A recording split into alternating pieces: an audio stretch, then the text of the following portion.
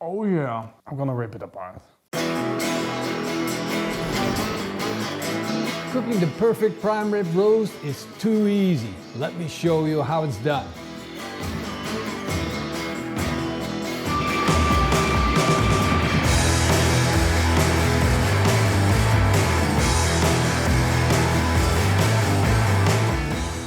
This is one of my favorite cuts to cook for large groups, not just because it's easy or that it looks impressive, but it's also super tasty. This is a prime rib roast. Prime stands for top quality beef, juicy, tender beef. And I have the recipe to turn this beautiful prime rib in an even more delicious prime rib roast. Let's start with my first trick. A fresh herb mix that we're going to put in between the bones and the meat. It consists of 3 cloves of garlic, 6 leaves of sage, 3 twigs of oregano, 10 twigs of chives, 3 twigs of thyme, a little bit of salt, a little bit of pepper, and 5 tablespoons of olive oil. Now grind that down into a nice puree. And here is the big trick. We're going to separate the bone from the meat and put the spice mix in between. I bet you didn't see that coming. And let's tie it back up again. Now that's some next level stuff, right? If you think this is too much work and you don't want to do this, you could have your butcher do it for you. All butchers have this herb mix, this spice mix, which they marinate meat in. And this is going to be perfect for that job. So, don't want to do it? Just ask your butcher to do it for you. But now that we got our first trick out of the way, we're going on to the next trick. I found over time that the best way to make a delicious roast that will blow everybody's mind is to put some mustard on. Oh yeah, we gotta have that bright yellow mustard, and it's going to be the perfect adhesive, but at the same time help us build up a crust. Time to make a barbecue rub.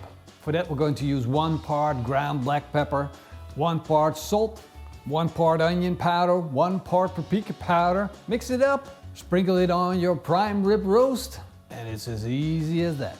Let's fire up our Napoleon grill and start roasting.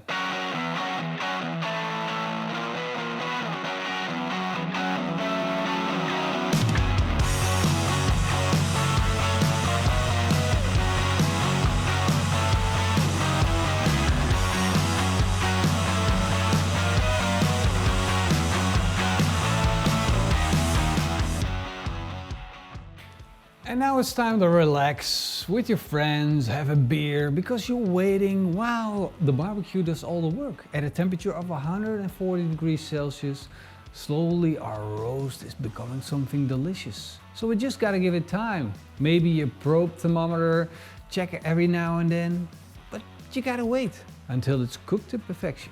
So, Orson, want a beer? See, that's how we roll.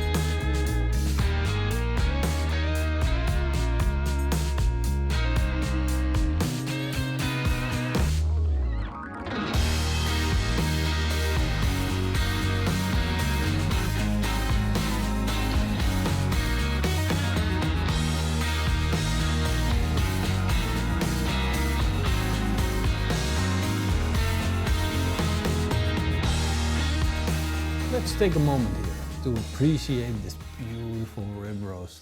It is absolutely magnificent. We can talk about it all we want, but what we really need to do, you guessed it. Let's go. I'm gonna rip it apart. Yeah! That's a big piece. Wow. Dreams do come true. Oh yeah. Beautiful crust. You see how tender this is? It falls apart on you. We've been waiting for a long time for this, aren't we, Will? Absolutely insane. There's just the right amount of intramuscular fat that render down and turn into lovely juices. A lot of beef flavor, a nice punch from the crust. The combination of all the flavors, it reminds me of eating some chimichurri, but more like in a European way. It's just perfect. If you are serving this on your dinner table and you have your favorite uncle, you give him this to chew on for the rest of the evening. They're beef ribs, but oh my god. Like when you leave it open to the air, it just kind of turns a little bit gray, but look at how pink this is. Look at how it falls apart every time. How pink it actually is. This is absolute perfection. Crazy. This is my favorite part. I'm giving it to you, brother. And the crust is the best. It's like flavor explosion, right? Oh yeah. I'm not giving it to Eva. Why did you have to say her name? No. Now she's activated. It wouldn't be the same without the crust. No. Whatever you do, get the crust on. Yeah, you have to get the crust. Hope you guys enjoyed the video. And if you did, then you know what to do, right? Big thank you to our patrons and the YouTube members. Hope to see you guys next time. Until then. Eet smakelijk. And keep on grilling. Oh man.